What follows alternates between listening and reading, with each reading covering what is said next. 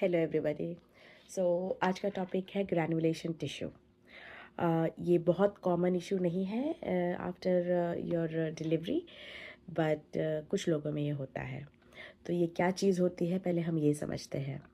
तो जब भी आपको कोई स्टिचेस आते हैं, तो जब कट होता है, जब नेचुरल कट है, ये मैं डिलीवरी की बात कर रही हूँ, तो obviously I am talking about episiotomy. तो कुछ औरतों को जो टीयर है वो नेचुरल टीयर आता है। तो जब टीयर नेचुरली आता है तो वो ऐसा होता है। लेकिन अगर आपकी एपिस्टियोमी हुई है तो आपका कट इस तरीके से होता है, मतलब एजेस स्ट्रेट होता है, बिकॉज आपको कैंची से काटा जाता है। तो जब आपकी एपिस्टेमी होती है, जो नेचुरल टीयर है वो तो हील हो जाता है इस तरीके से टाके लगने के बाद।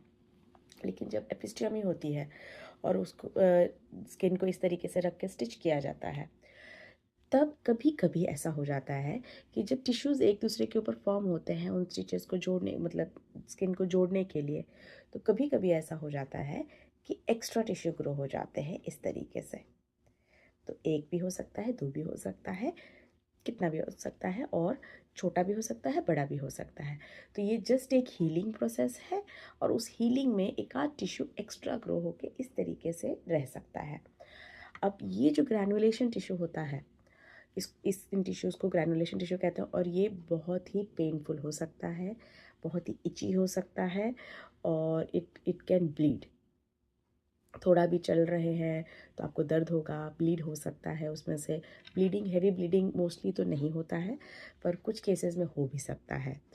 तो आपको, अगर आपके डिलीवरी के बाद, आपके जब पीरियड्स ख़त्म हो जाते हैं उसके बाद भी अगर आपको कुछ डिस्कम्फर्ट लग रहा है, तो please see to your doctor, go to your doctor and let them check your stitches. आपकी जो भी मिडवाइफ है, अगर आप यूके में हैं, तो प्लीज़ आपकी जो लास्ट मिडवाइफ अपॉइंटमेंट होती है, जो जब वो घर आते हैं, तो उन्हें अपना स्टिचेस ज़रूर चेक करवाएं कि आपको स्टिचेस ठीक हो रहे हैं कि नहीं।